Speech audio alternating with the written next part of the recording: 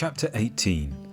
Anders walked in line following bodies through a canal of pink soapy water, washing blood from the soles of his boots. The showers were going and steam blinded him. He touched the walls with his fingers, felt the sides of the canal with his boots, seeking a way out. He bumped into people and apologised. Some swore at him with deep voices and strong accents. Others were complaining to each other about the new slop sky. As the steam cleared, he stood with people smoking cigarettes around him, staring at his blood-sodden t-shirt. "It's slop sky," someone said. "Better be quicker tomorrow," said another. "I need buckets." He rubbed his face and spectacles with a paper towel and walked on through cigarette smoke and laughter towards his clothes peg. "Your first day, Nipper?" an old man asked cheerily, his foot resting on the bench as he towelled himself dry. Anders ignored him, then felt bad because he was old and cheerful. "You'll get there, Nipper," the old man said. "I've been here since 49. I've been here so long my retirement is coming up." He looked one way then another, then behind himself, slowly, as though reminiscing. "Was a mental asylum back in the day. They put my great-granddaddy in here." Brushed his thinning hair with a comb. "I believe this was the ward," he said. "Scary stuff, huh? Scary, scary." He stared at Anders for a moment. Then he picked up his aftershave bottle and disappeared between the half-dressed bodies. "Who's that old twat?" John said, sitting on the bench with Andrew, cow's blood on their faces. "Well, slops guy?" "Don't call me that," Anders said, removing his top and bottoms. "It was horrible in there. That bastard Patanga," he said.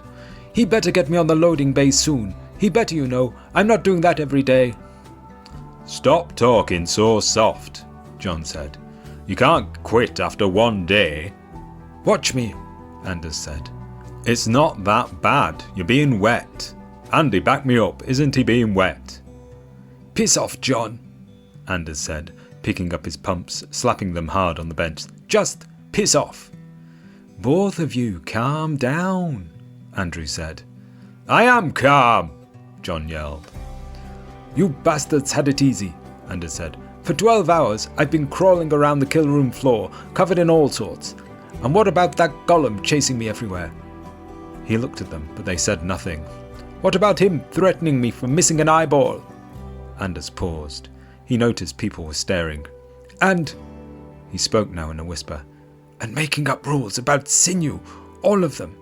That all pieces of sinew are to be split equally, fairly, evenly shared out."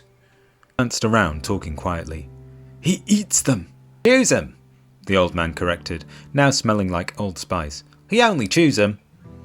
Anders pulled on his shorts and reminded himself to be careful. To get on the loading bay, he thought, Patanga was a man he needed on his side.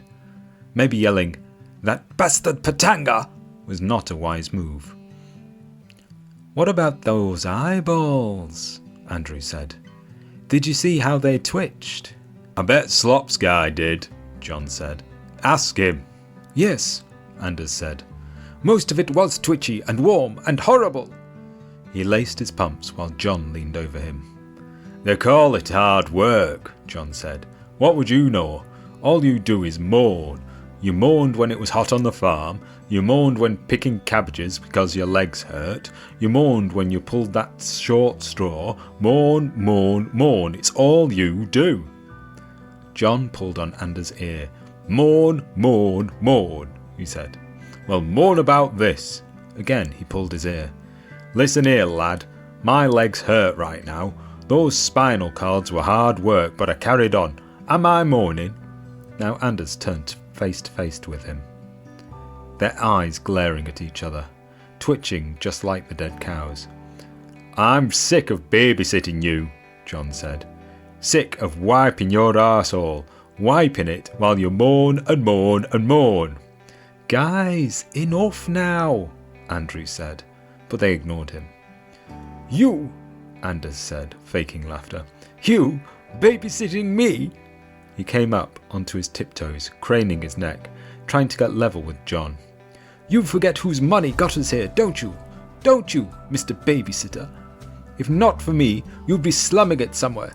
Both of you would be. I paid for the bus tickets here. Maybe think about that, Mr. Babysitter. Think about it." Anders picked up his shirt I can work as hard as anyone, he said. You think I can't, but I can.